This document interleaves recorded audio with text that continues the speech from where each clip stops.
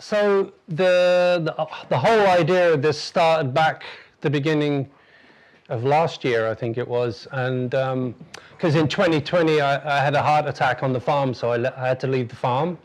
But not even a heart attack takes your obsession out of, well, not my obsession anyway, out of me. So Tony said, could I, you know, I'm pretty useless at physical work now. So she said, could you do some talks? And so we came up with some different talks for people in the Clock Jordan area, and the first one I did was about seed saving. So out of the seed saving one, we got a group of people together who are interested in seed saving. So from that, what we've actually done is we've created our own community seed bank. And so this year, all of the guys who are involved in it will be growing plants to observe them and see how they go to seed, and then harvest the seed, and then that seed will then go back into our community gene bank, and all of the members of the gene bank will have access to it. And then every year at this time, we'll also have a seed share, because, you know, nature is abundant. It's more abundant than we can actually handle.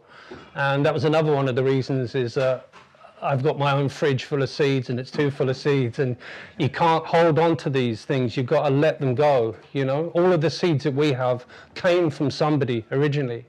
And this is an amazing thing to think of. All of the technology that's been used in, all the biotechnology in genetic, you know, inserting genetic traits from one thing to another, they haven't been able to develop another vegetable or fruit out of it.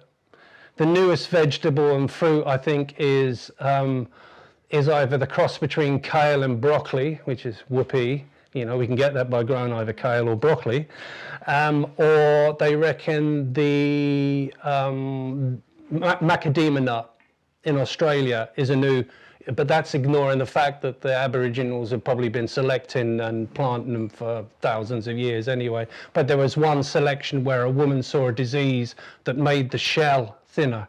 And so that's our new, for all of the trillions and trillions and trillions that would have been spent on biotechnology, that is our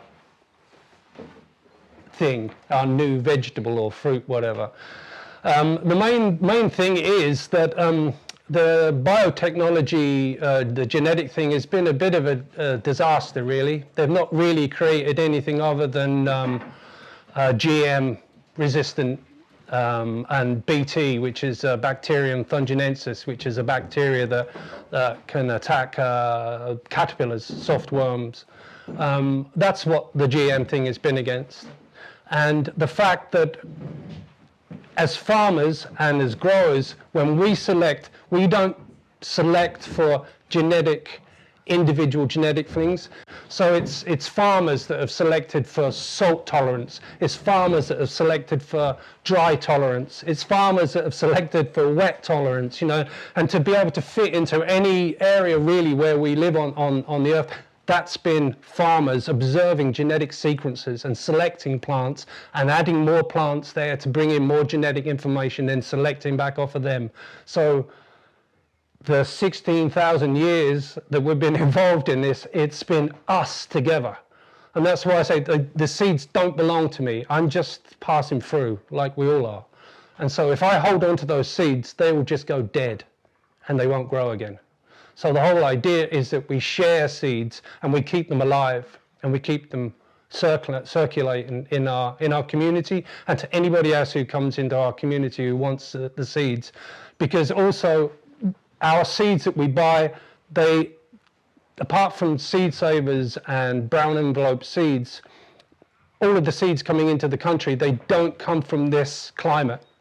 You know, I know before the Arab Spring, North Africa was a top place for growing seeds that would be then sold in the UK and Ireland, because they get a drier period when we get the harvest. You know, so you get the seeds are really dry and they're easy. You don't get all of the, we're totally different here. Our seeds that get to expose to fungus and mold and mildew. And like, you know, that's why is a mad dash when things are going to seed here, because if we leave them out too long with the variability of the jet stream above us, you know, we could end up with that kind of weeks we get that kind of misty, kind of grey, overcast, and then that's when you get the molds and things come in. So, you know, we have to have genetic diversity that deals with all of these problems, but then also we have to learn the skills and how to adapt the skills that we have to save seed. So how's your world going? Is it doing all right? How are you humans kind of being nice to each other and saving the world, are we? If we know there's something wrong, why aren't we doing anything? Because especially in the West, it's not bad enough yet. It's not bad enough. It's not economical. Well, yeah. You can't eat that. You can't eat money. You can only eat something you get for it, you know. So we see what's happening now with the whole Ukraine thing, and to be quite honest with you, there's someone to blame in government. There's someone whose job it is to look at the world map and go, oh, we're getting all of our fertilizer from Russia. Oh, we should make sure that we shouldn't be doing that. But I think this is, in my lifetime, it's been sponsored by the World Bank, the World Banking Organization. This whole thing of globalization. You know, it worked great when we had loads of cheap fossil fuels that we sometime in the last year realized was destroying the planet we're on. We've known about these things for a long, long time. It's just that we're happy. And when you keep humans, well, not that we're happy, but, you know, we're fed, we're clothed, we have heat for now. You know, everything's okay, so we're not doing anything. But why we don't do anything, that keeps eroding away in the background. So one of the things that really interested me is sovereignty and security. So I think 100 years ago there was 500 varieties of carrots. Now there's 12 varieties of carrots. And none of them grow very well. Well, they do grow well here, but just for instance, none of them grow very well here. What do? Where do you have to buy your carrots. But there's still enough genetic material out there of carrots that you could breed into your carrot varieties and then select back out to get something that actually works the way you want it to work. But you don't have any control on this. You don't have any control of what foods that you're really eating. And in fact, even to be able to sell seeds in the EU is illegal, because they have to be distinct, uniform and stable. This is a European law where all seeds are put onto a register. Apparently the original idea was there was too many seeds being sold that weren't what they were supposed to be. In other words, scammers. Well, there's always scammers. There's scammers out there now. And so what they did is we'll homogenize and standardize everything. So like when I'm buying a packet of red Russian kale, I know it's red Russian kale in there. But the thing is, the distinct, uniform and stable means that each variety has to be distinct, each variety has to be uniform, and each variety has to be stable. So it's only going to stay the way it is. It hasn't got any ability really to change. And every year you exert that pressure of selecting something so it's pure, this human thing about purity. What it does is it actually erodes away at the genetic base, the diversity that's held within the chromosomes. So we get something which is homogenized. So it's like now the actual the way that the seed grows and the characteristics of the seed, they're not coming. There's less of them. So with climate change, we have real problems because we need genetic diversity to adapt to the different climate changes. I mean, we don't know. I mean, we're just coming out of a drought in springtime that not many people realize, because we're not actually growing much in springtime, you know, but we might have to look for things that are going to grow in springtime, and then look at the grains. Like, we've been told so long now we can't grow wheat for bread in Ireland, that we grow barley to feed cattle. We shouldn't be eating rice, and we definitely shouldn't be eating quinoa. You know, these come from different cultures that depend upon this. Our culture had these things, you know. I remember my grandmother and my mother, we always had pearl barley in a stew or whatever. Like, you know, You kind of just go, things go out of fashion because avocados are in, and we know how rotten avocados are. The cartels are involved in it. What makes us is the food that grows in the land, and it just flows through into us. So we are the land that we come from. So that's why we need to really be looking at what it is that we're eating. We know that things are going to get a bit gnarly now because we've depended upon just like we've depended upon the fossil fuels, we've depended upon a technique for extracting nitrogen out of the atmosphere using fossil fuels. We shouldn't be burning fossil fuels. There's 80% of nitrogen in the air. Oh, okay, it's N3, I think it is, and the plant needs N2. But that's why you have the soil biology. They take that atmospheric nitrogen and turn it into a form of nitrogen that plants can grow. But instead of that, what we do is we use huge amounts of energy and heat, pressure and heat, in a thing called the Haber-Bosch process that was created during the war to create nitrogen for bombs. We use that process there, so we're using a lot of energy to do it, and it has to be water soluble, although by now I should think they've sussed out that they don't want it completely soluble, because what happens when it was soluble was, I think they were getting something like 8% of the nitrogen in uptake. The rest of it was ended up in our ditches and drains and in our locks and everything, and that's why, one of the reasons you can't drink water from the land anymore in Ireland. Who would have thought that would have happened in Ireland? In fact, one of the main reason for coming here was European companies were buying baby products for baby food in Ireland because it was the cleanest place from heavy metals and whatever in Ireland. So, but that never took off. It never. That opportunity to turn Ireland into this clean green machine, it just never happened. If we don't have the ability to grow things because they don't have the genetic diversity in them, where do we get the genetic diversity from? Well, it's still out there.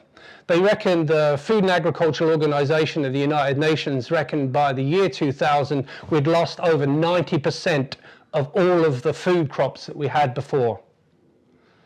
So that was 90% of all the thousands of different types of carrots and beetroots and cabbages and kales and everything that there was to grow isn't there anymore. But I really think the main reason for that is us. We don't do it any longer. We're not involved in it. It's someone else's business, along with energy and houses and all sorts of other things. We offset these things to have the little world that we want in between our ears, but meanwhile playing in the background of these other big things. Because if we all started saving seeds and crossing and breeding seeds for our areas, we would build all that biodiversity back up again.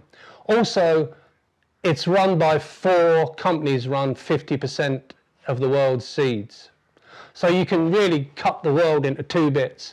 One bit is the Western world and our dependency upon everything, and the other is still in third world, in Asia and places where people still grow food to eat. It's not being grown to sell. Okay, the excess you can sell off to get the little bits you want. Maybe like we were 30 years ago here, and it was looked upon as poverty and everything. But there's a bigger poverty happening, and that is nutritional poverty, and that happens because of the type of food that we're eating. We can't tell any longer whether the food that we're eating has the nutrition that we need because it's swamped with flavorings, which happened in the 50s, and then salt and fats that they know that we respond to as a being, as an animal. Of all of the different types of foods that we consume, and then from there, once the guys are kind of up on, the different families that we use and how to save seed and looking at inbreeding and outbreeding. Once we've done that, we can then start working on becoming breeders, plant breeders, and create things like we did down on the farm. We created the clock onion. That's a landrace onion that has about between 8 and 12 different varieties of onions in it. And it was just selected for diversity because, I don't have a laboratory. I can't look down into the DNA, but I can use phenomenology. I can use my eyes and my nose and my mouth and my fingers to see for characteristics that I know are hidden in there. So we had the clock onion. We have a clock bean, which was a fava bean, that must have been about 6 to 8 varieties in it. We had a courgette, which was the same. And all it is when you're growing, I know the farm, you know, you have periods when things get really intense, and that happens to be around one of the times when you should be kind of saving seeds. But when you're growing that much, you get to look at a lot of different plants of the same variety. So you get to see whether there's diversity within a crop. Now, the thing that the commercial growers are on about is a bit like the angle of a banana. You know, the Boris Johnson thing where he said the EU was banning bananas because the angle of the banana was too acute or something. That's got nothing to do with the flavor of the banana. You know, it's still a banana kind of thing, you know. So what we have to do, I think, is to look at things that grow well here. If they don't grow well here, to look around the world to other places. Like I look up to Washington State and Oregon a lot, to get seeds from them that they've been growing there. And okay, we're not exactly the same, but we do get those kind of wet periods, cold wet periods. They stop being farmer varieties, which means someone else is producing them seeds and we're buying them as farmers. They become peasant seeds where we have an onion that's the clock onion. That's the onion we grow, we like that onion. It does what we need. And so, because the basis of agroecology is based on peasant seeds, and we're not there. You know, the rest of the world that isn't obsessed with all the technology that we've been supplied with through the ability to use fossil fuels. They've been doing it. They've come under other attacks, which is like copyright. And then in the States, there was a guy called, a scientist called Chakraborty. He reckoned that he came up with a bacteria that would eat oil. And so they all went, oh, great, that's going to solve all our oil spills. And so they gave him a license, and it was the first license on a living thing. And from that, what's been brought in is copyright on plants. How can you copyright a new lettuce? Did you just make lettuce out of nothing? Why aren't you paying the person who made that lettuce copyright? You know, we have a collective ownership of seeds. They belong to all of us, all over the planet. They belong to us, the citizens. They also belong to the multinationals as well, because they're humans. Well, they have the right to call themselves a human, the multinationals. But the thing is, they can do what they want with it, because at the end of the day, if we don't buy it, they ain't going to do it. The situation at the moment is that people are panicking because of shortages of food, shortages of energy. Everything goes out of the window. You know, GM. But that was one of Boris Johnson's things of the whole reason for Brexit, was so that they could release GM. You know, it's going to be hideous for them because nobody's going to want to buy the stuff. Because we've now moved into a different period.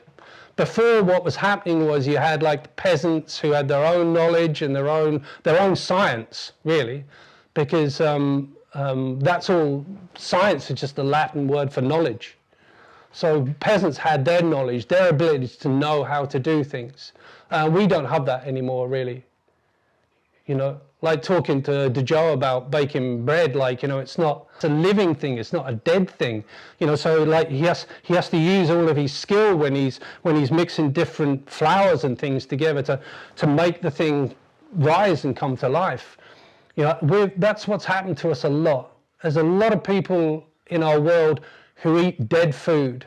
You know, it's put into a microwave or an oven, and that's because we're running, because we've been told to run, because you're only worthy if you've got more money than everyone else.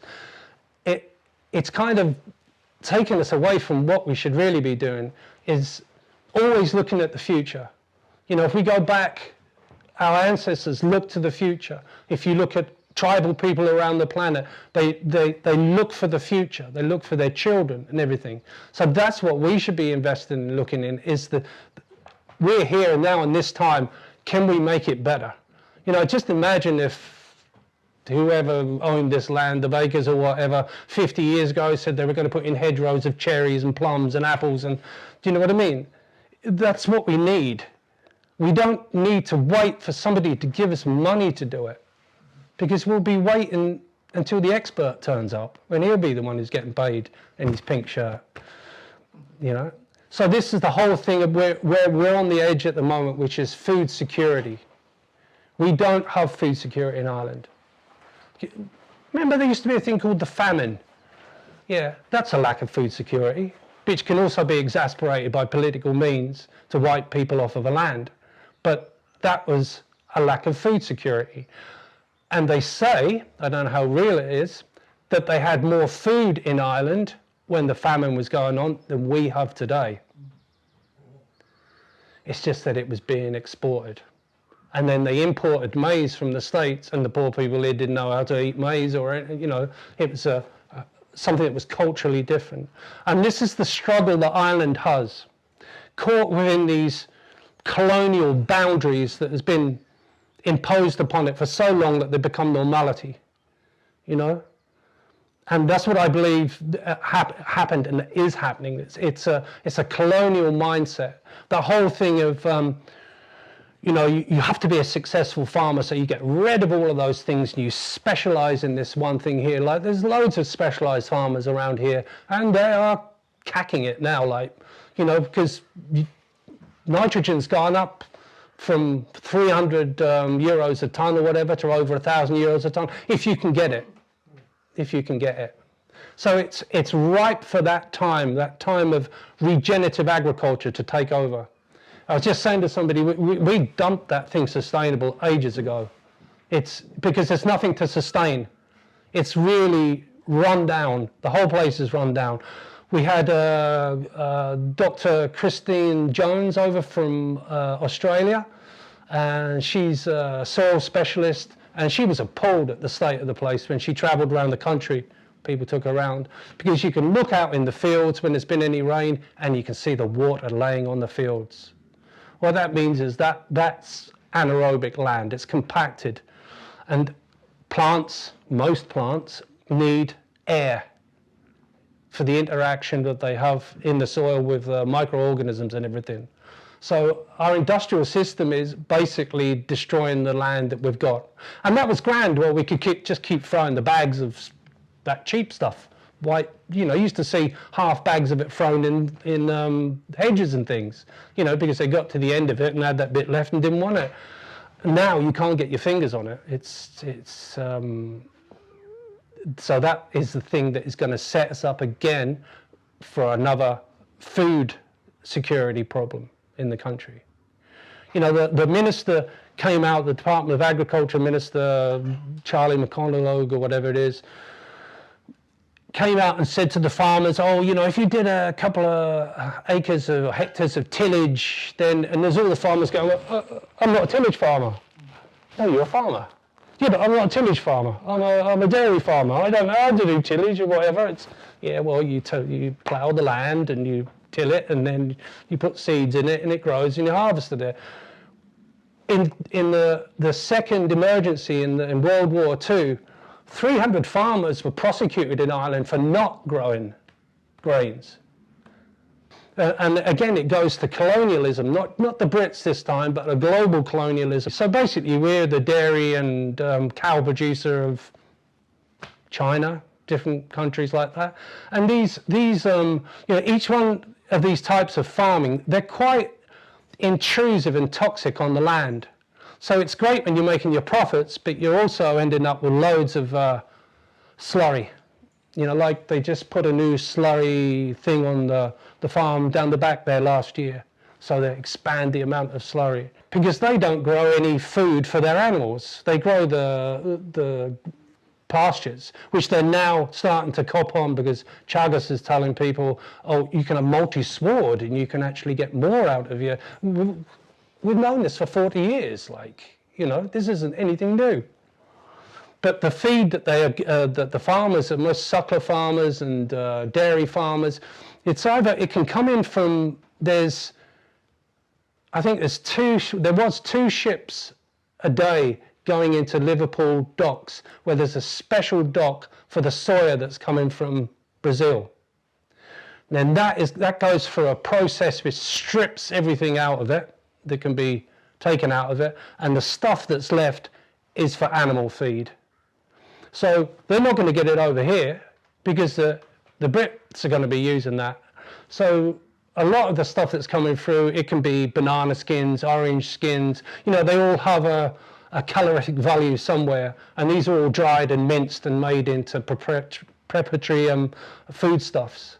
But there's no food security in that either, because it's coming from outside of the country. We don't grow oranges here, I don't think, or bananas, however bent they are. I don't think we grow them here. So, you know, you're looking at an agricultural system that's based on finance, but it's not based on the needs of the people within the country other than their financial needs, and that ain't ever been met. You know, farmers are, that's another one of the things in food sovereignty. You have to respect your growers, your producers. And it makes sense to me, really. It's like, why would you go to a restaurant and abuse the chef on your way in? You know, just asking for the chef to spit in your soup. Yeah, so it's the same to me here. Like, you know, if you go for the cheapest food all the time, so much so that you affect the lifestyle of the farmer that's trying to grow the food, he then puts pressure on the land. So he'll do shortcuts. So the quality of your food won't be as good as it should be. So even that, we can't, like I was saying about the flavorings and the salt and fats, it's hard for us to make choices about, you know, yeah, that tastes really fulfilling and kind of, you know, the stuff I should be eating. But we can overcome that, and we can overcome that with our breeding as well, because we can use refractometers. We can look at soluble sugars and minerals and things, and then we can see the difference in varieties, as some varieties have the genetic ability to make more vitamins, say, or more nutrients. So with more to gain from growing our own seeds, socially as well as nutritionally, you know, because it's not gonna, it can't go on the way it is. You know, everything goes well, and then it doesn't go too well, and then we need to do something different, a bit like oil and whatever. So that's the whole thing of seed security. We actually made a food proclamation several years ago, and they went up and they pasted it onto outside the GPO. And you can go online, you can look at Ireland's food proclamation. When a group of us all came together in Westport, and we kind of did a deep think into what it is that we wanted as, you know, our food sovereignty. And so it's food is for the people. And we need food justice as well, so that the richest people aren't getting the best food, unless eventually we do run out of food, because they'll be the healthiest to eat. But apart from that, Talabio are members of La Via Campesina, which is the biggest, it's the Peasants' March. We're the biggest farming union on the planet, and we have a seat on the UN. So, you know, this all came about because of the WTO. Especially in places in Mexico, in places of the Chiapas in Mexico. So, yeah, the producers need to have a living, which makes sense, really. You know, I think the individuality that's been foisted on us is we look at ourselves and we don't realise that, you know, Joe and Julia are my bakers, that's where I get my bread from, and your man down the road is the mechanic for my car. You know, we need each other, but we need each other in a more healthy association, where we're connected together. That's what community is. Community is a group of people connected together, not a group of individuals. That's the antisocial social club. Right, to repeal laws as well, just like what happened in India. You know, the farmers were up in arms in India because they tried a quick one on them. And so eventually they stuck at it, and they fought at it, and they were beaten black and blue by the police there. But they have the right to take it back, and they did. They took back the law that they tried to do. You know, we're a bit ahead of the posse with these things, but we have to keep this in our mind's eye. You know, we all need to eat, and we should be eating the best food, which keeps us the healthiest. And then decisions being made locally as well. Again, that sovereignty thing is about decisions that we make. You know, as citizens of the Republic, we make decisions about what kind of food that we want to eat. And then building knowledge and skills. We think that if we start growing wheat in the country for making bread, everything's going to be great. We're going to have loads of wheat. But like your man, the Keenan from, that said, like in Denmark, they have small, you know, towns like this. They would have a place where there's a mill and all of these different things, and the skills are still there as well. We don't have those skills here anymore. The amount of mills that are in Ireland that are all ruined now, like Woods Mill over near Shinrone, you know, they were everywhere because we grew and ground our own flowers. Again, see, these are things where whiskey just doesn't come from the river. You know, whiskey comes from the grains that are grown. So again, you're connected into the land. And that's what most of my life, my head's been blown away because I just want to talk about food, but every time I talk about food, I end up in politics and economics and, you know, industrialization and things, because it's connected. We're connected through food into everything. You know, every organism lives in an ecosystem. And you're only as well as your ecosystem. We've got some really crappy ecosystems. Do you know what I mean? We can do better. We can make systems, because it's the complexity of an ecosystem. That's where the biodiversity comes in. So biodiversity within our food crops, biodiversity within our wild crops. You know, most of the people who subsistence farmers in the world, they still, a proportion of their food doesn't come from them. It comes from the wild.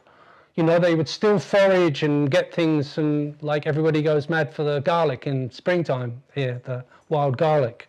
We have very little of that knowledge anymore, you know, as to introduce it into our food. So we have to create ecosystems that are healthier than they are. You need other plants in there, plants that are going to bring in insects, because some of your plants need pollinating to produce the fruit, you know, to bring in birds, because I like to hear birds sing. You know, that's my experience has got something to do with it as well. You know, biomimicry has really rocketed in the sciences in the last 10 years. And basically that's what we do. If we can pay attention, that's how we got here, is our power of observation. You know, we pay attention to things, we can select things, we can create things. These throw up more ideas, and then, you know, so what I always say, and what was said to me when I was in California in farming, is see what you're looking at. Because we don't, as a species, we don't see it. We kind of go over it and look at something else, you know, until the sparkly comes there and we pay it money. Oh no, that's the video. The whole situation with the climate change that we're having, that's what told us, you know. I mean, one of the worst things is that the farmers feel guilty for the way they farm, and they shouldn't be guilty of authorities like Chagas in the way that they should grow, the fertilizers they should use, the pesticides, herbicides, fungicides that they should use. So it's, you know, the government and Chagas need to take some responsibility from that as well. And then we need, you know, if you've got a 100-acre farm now in Ireland, that's not farming. That's not enough land to have a farm, 100 acres. Jesus, how many operations could we have on 100 acres? You know, we could have loads of things going on. And so that's why we have to draw farmers in as well, to the fact that they need to open up their farms. They need more people working on the farms. Anyway, we've been saying this for decades now. It started off back in the 70s when in East Clare we started to notice farmer suicides.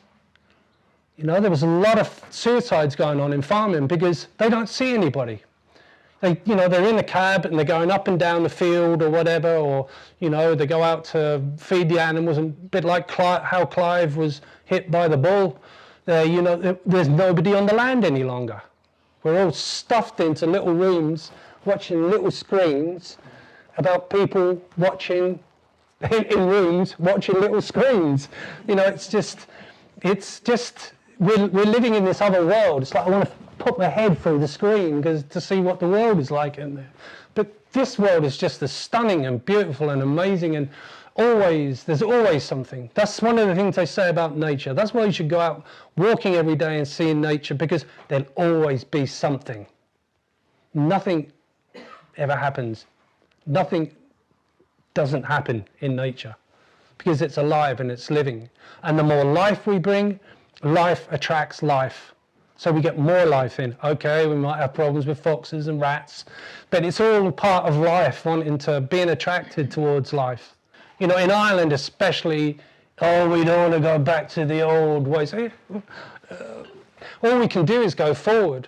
We can stop the purity. We can start allowing this promiscuous pollination of varieties, how nature wants its gene flow flowing through our crops. That's where we need to get back to. Whether you just grow 10 peas in your garden and save some of those seeds and then offer them around to other people in your community, it's a start, you know.